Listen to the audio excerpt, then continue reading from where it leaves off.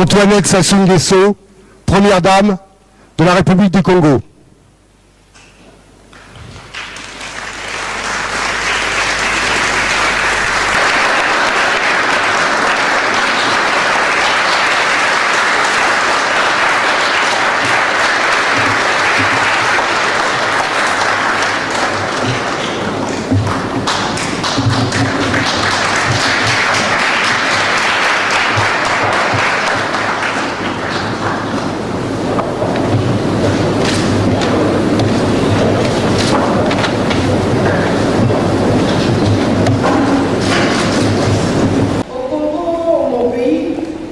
Le statut de la femme connaît une amélioration du fait d'une prise en charge institutionnelle.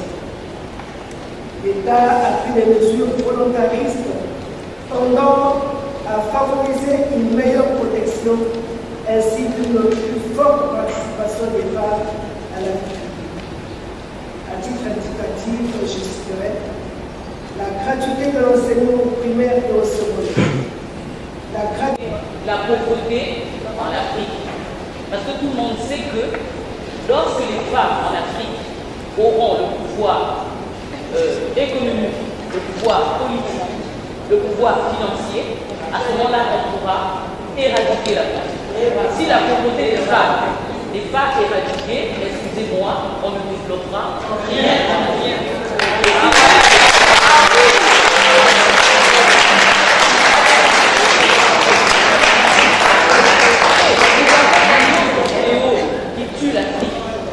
C'est le paludisme.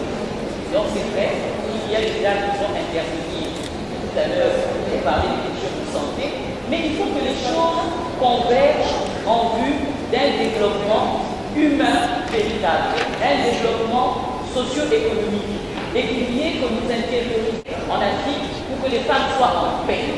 Les femmes ne sont pas en paix en Afrique. Les femmes sont violentées, les femmes sont battues, les femmes sont violées, les femmes sont tuées. Voilà ce que nous faut pour développer cette Afrique. Je m'excuse d'avoir été un peu longue, mais je crois que l'intérêt de ces femmes qui sont ici, pour les femmes de la diaspora, c'est de contribuer à ce que tous ces fléaux récurrents en Afrique changent pour que la femme africaine puisse vivre, pour que ces droits humains fondamentaux essentiels soient respectés. J'en ai souci déjà. De la femme, la 50e journée de la femme. Donc, la question sur l'entrepreneuriat, elle représente 3 fois avec les femmes de la diaspora, la journée porte ouverte qui vient traiter cette question. Et on n'a pas encore trouvé de solution.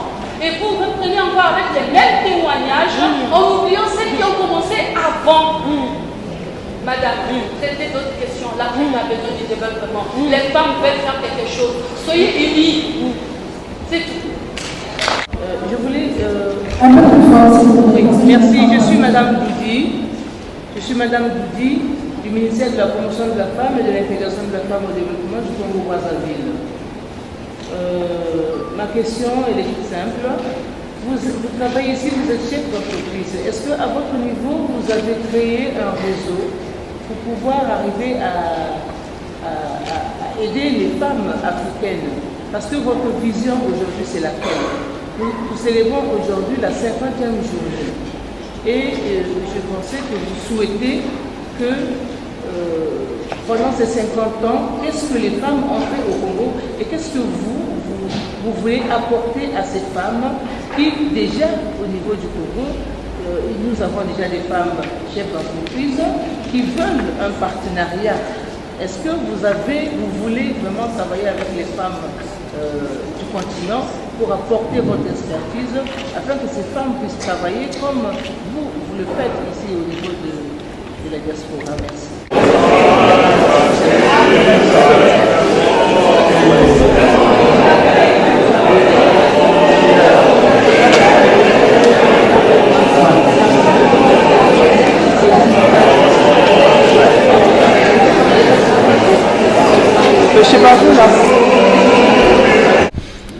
Bonjour Madame la Ministre. Bonjour.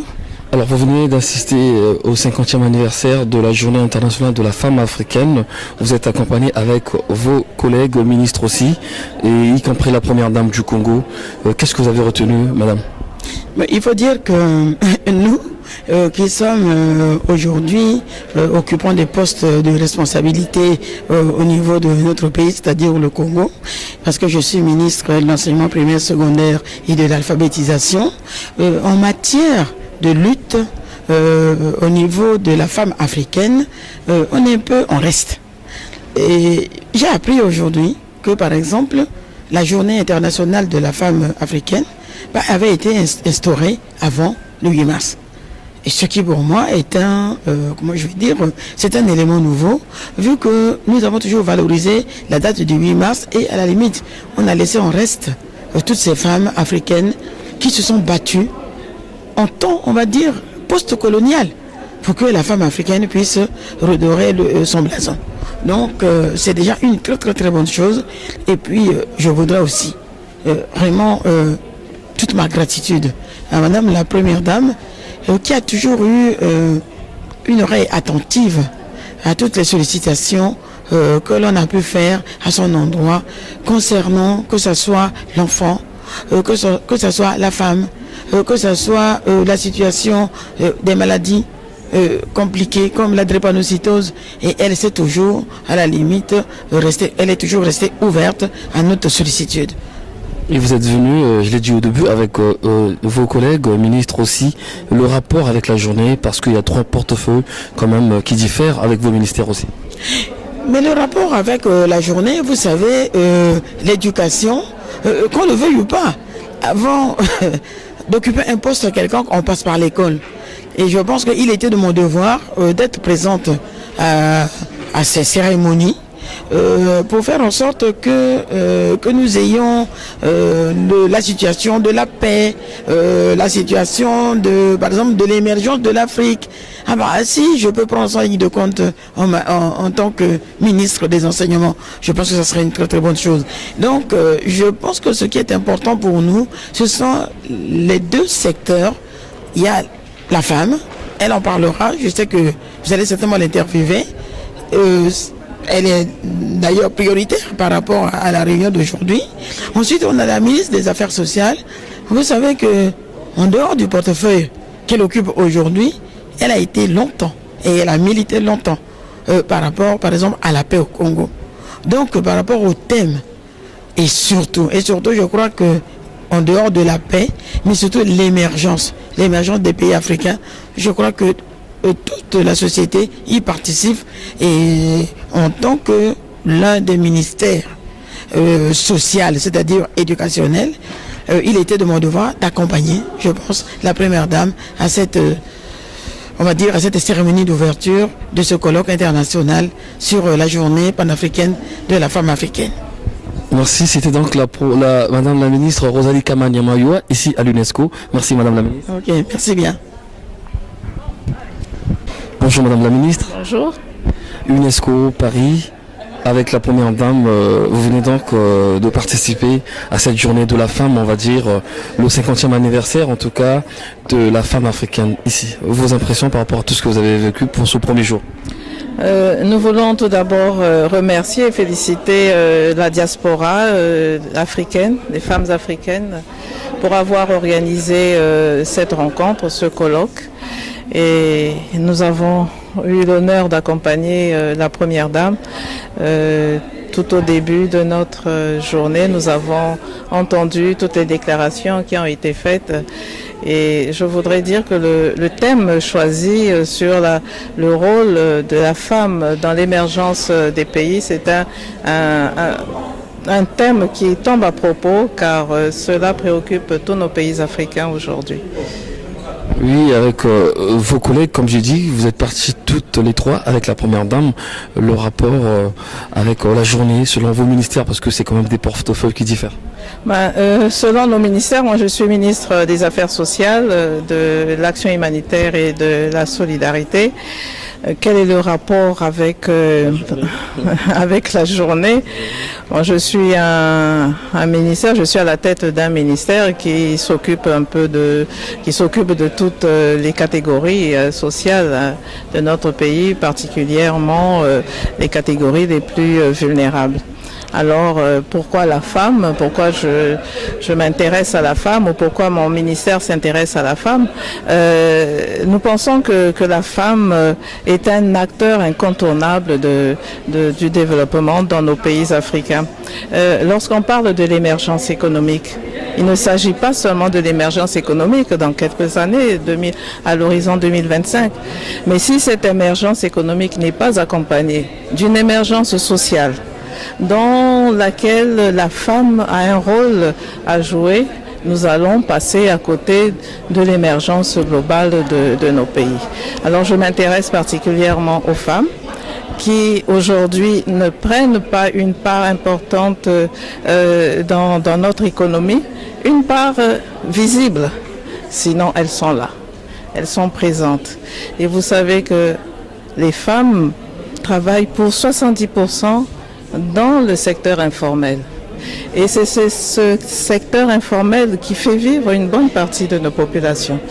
Donc nous, avec notre ministère, nous essayons d'élever ce niveau du secteur informel qui passe à un autre stade pour effectivement rentrer dans cette économie qui va faire l'émergence de notre pays. Merci Madame la ministre Emilienne Raoul, ici à l'UNESCO. Merci bien. Bonjour Madame la ministre. Bonsoir monsieur. Alors vous venez d'assister à la première journée, en tout cas, de ce 50e anniversaire de la journée internationale de la femme africaine, ici en France, en compagnie de la première dame du Congo, Madame Antoinette Sassou Nguesso. Qu'est-ce que vous avez retenu tout à l'heure dans la salle? Ce que j'ai retenu tout à l'heure depuis hier en fait, puisqu'on a commencé hier.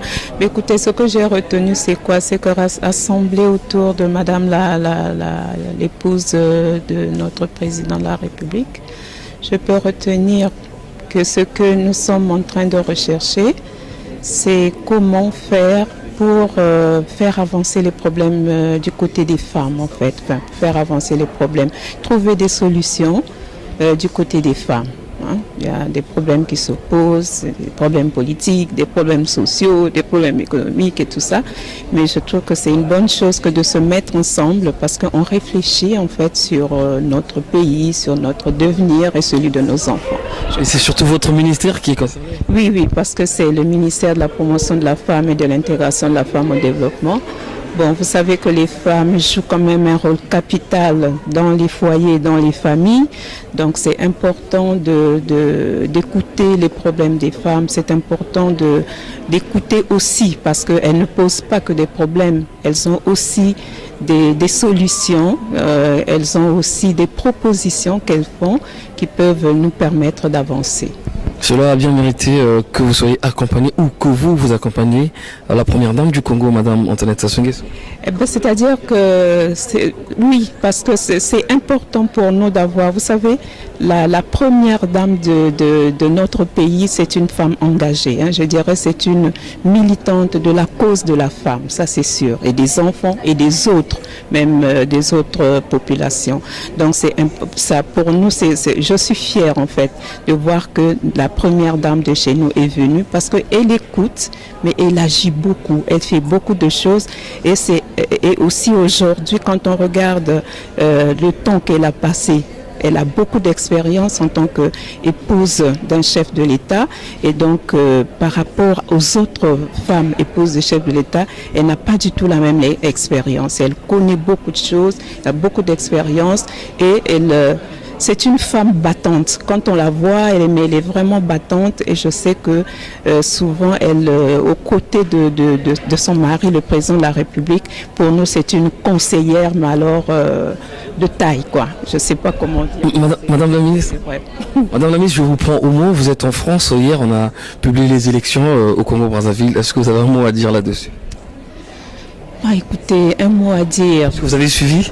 Non, pas vraiment. Pas vraiment, je n'ai pas suivi, mais j'ai eu quelques échos de ce qui s'est passé. Écoutez, est-ce que vous me posez la question pour dire par rapport En fait, l'organisation, parce que ça s'est bien passé finalement. L'organisation, c'est bon. Bon, par rapport aux résultats, est-ce que les femmes sont plus nombreuses qu'avant? Bon, pour l'instant, je n'ai pas les statistiques, mais c'est vrai qu'on aurait bien voulu que toutes celles qui se sont présentées soient admises. Mais bon, ça arrive à tout le monde, y compris chez les hommes, quoi. Merci, madame. Je vous en prie. Merci. Super.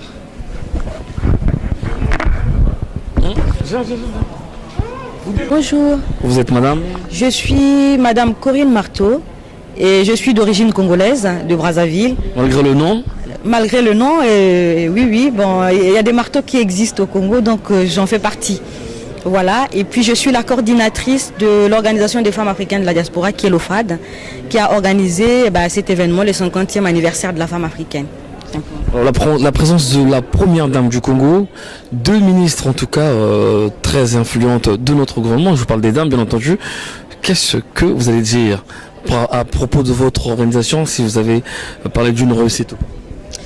Pour moi, c'est une belle réussite parce que la première dame du Congo, c'est ce que l'invitation qui lui a été lancée, elle a accepté.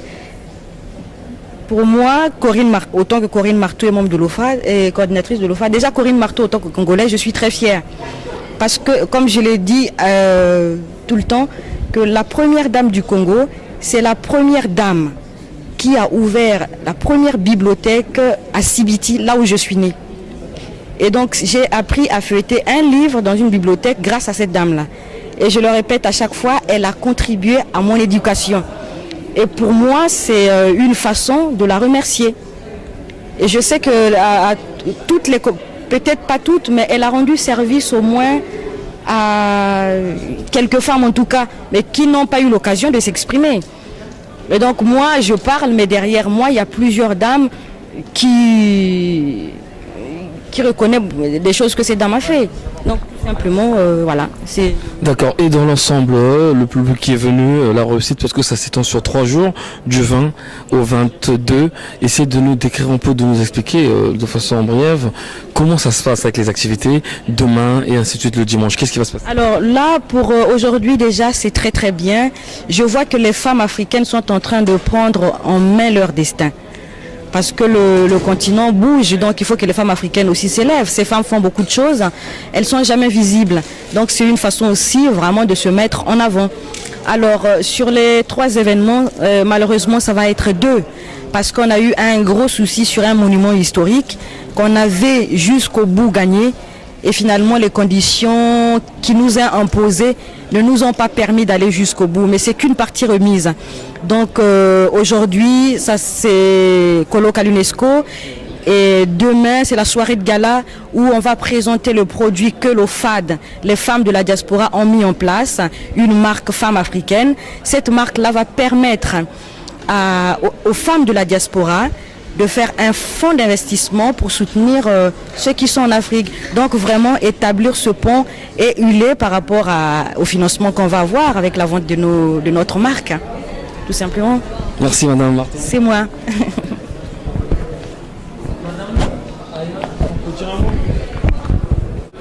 Ça tourne.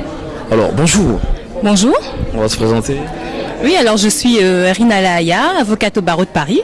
Et donc je suis venue pour participer à l'événement, enfin le 50e de la journée de la femme africaine.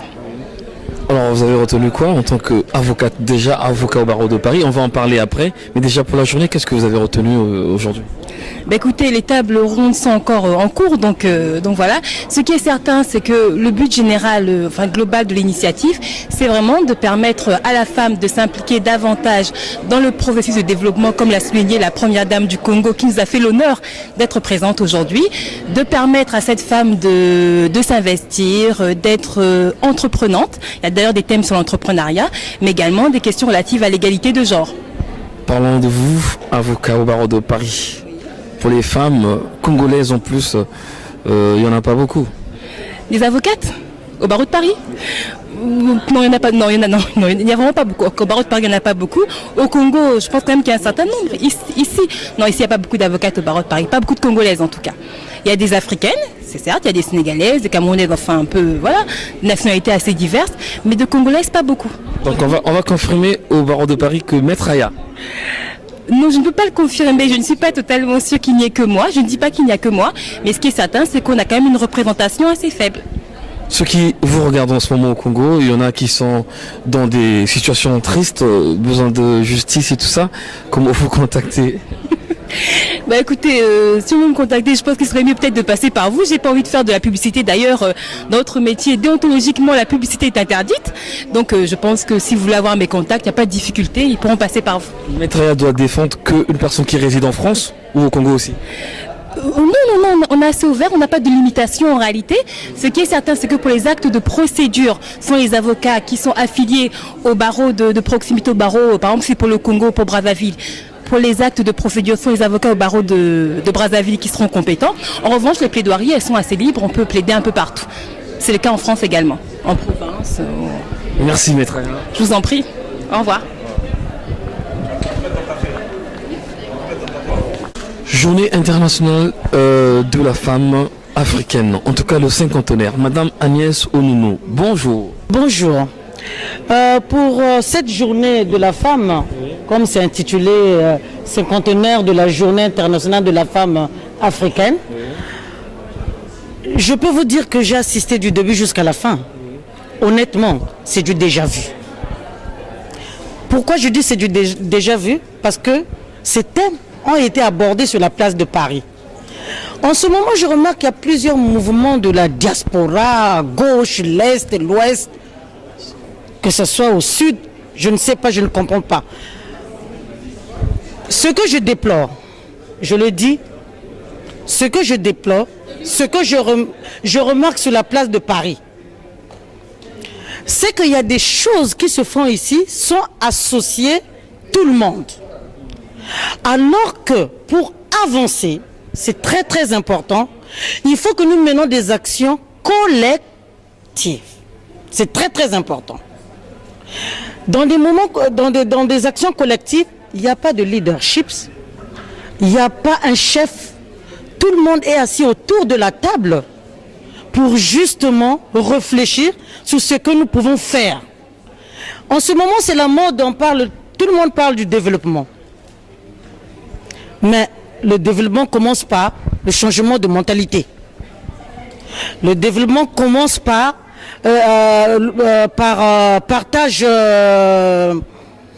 partage d'ensemble, je peux dire. Alors, si nous ignorons les autres et que nous voulons faire des choses d'une façon isolée, rien ne marchera. Donc c'est pour cela que j'invite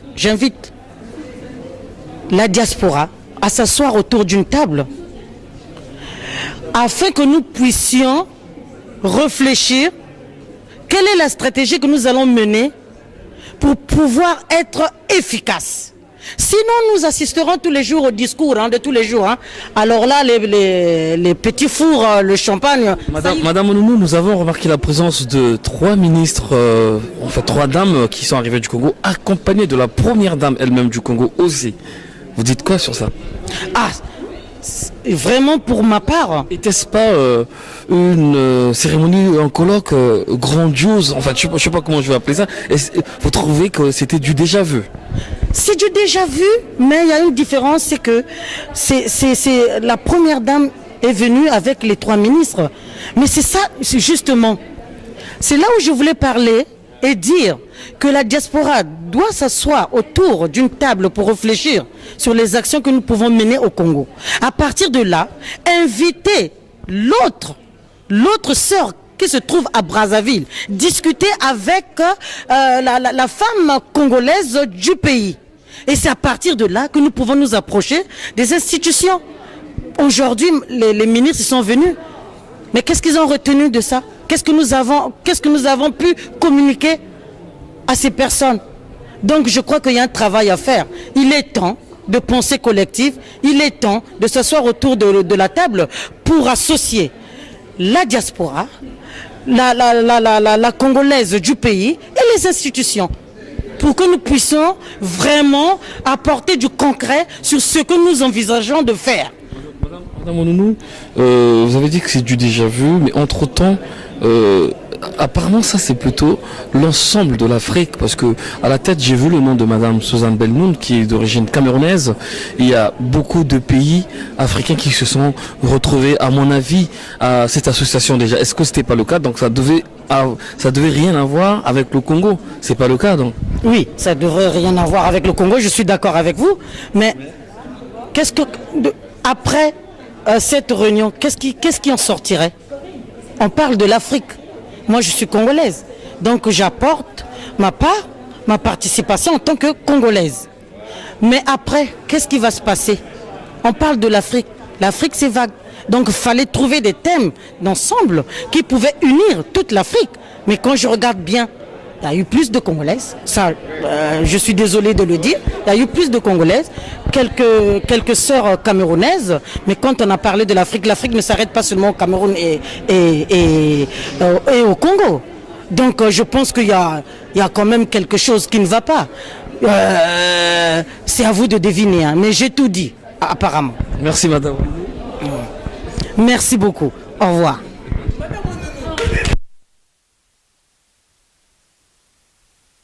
Alors, bonjour Madame Bennoun. Bonjour.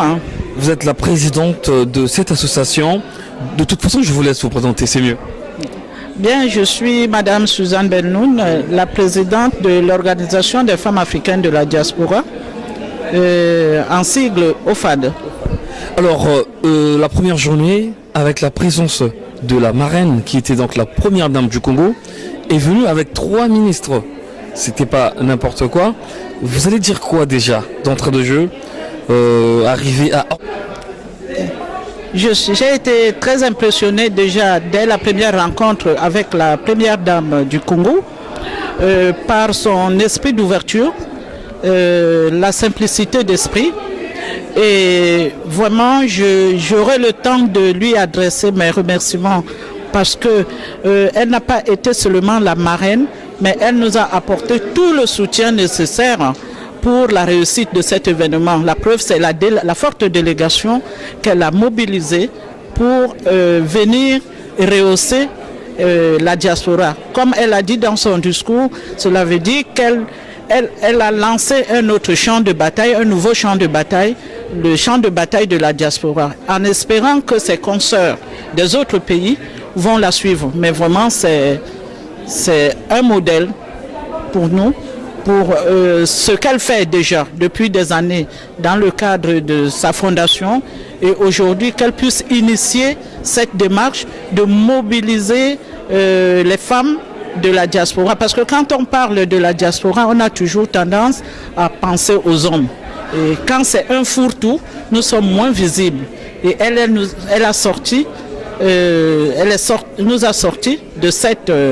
ce fourre-tout pour montrer la diaspora. Déjà, nous nous sommes vus le 12 juin dernier quand elle a réuni uniquement la diaspora, les femmes de la diaspora congolaise, ce qui était déjà très impressionnant, et qu'elle ait trouvé du temps, malgré l'agenda surchargé, pour venir honorer de sa présence à cet événement. Ça fait chaud au cœur. Et qu'allez-vous dire, Madame Bennoun, par rapport à la motivation? En tout cas, les femmes sont arrivées de partout. Nous avons vu plusieurs nationalités ici à l'UNESCO. Vous allez dire quoi à ces dames-là qui ont répondu à votre appel? Qu'est-ce que nous voulons dire? Nous voulons dire tout simplement, en fait, le FAD, c'est quoi? C'est un collectif qui veut valoriser, promouvoir et donner la visibilité aux actions des femmes. Vous avez vu les tables rondes, toutes ces compétences qui sont là et qui sont ici en Europe. Et quand on montre la femme africaine, le prototype qu'on montre, ce n'est pas celles qui sont en train d'intervenir. Alors notre rôle, c'était de montrer qu'il y a une autre femme africaine dans la diaspora. Pas seulement celle qui vit des allocations familiales ou celle qui fait beaucoup d'enfants, encore que faire beaucoup d'enfants, ce n'est pas un défaut, mais qu'il y a une autre qui crée des emplois ici, qui apporte à la société française et aussi dans nos pays d'origine. C'est aussi pour créer le pont entre nous de la diaspora et celles qui sont au pays. Donc c'est pour cela que je suis très contente du voyage de la délégation camerounaise, de la forte délégation congolaise qui sont venus pour que ce pont puisse avoir jour. Parce que jusqu'à aujourd'hui, on s'observait comme chien et chat. Donc je suis vraiment très impressionnée.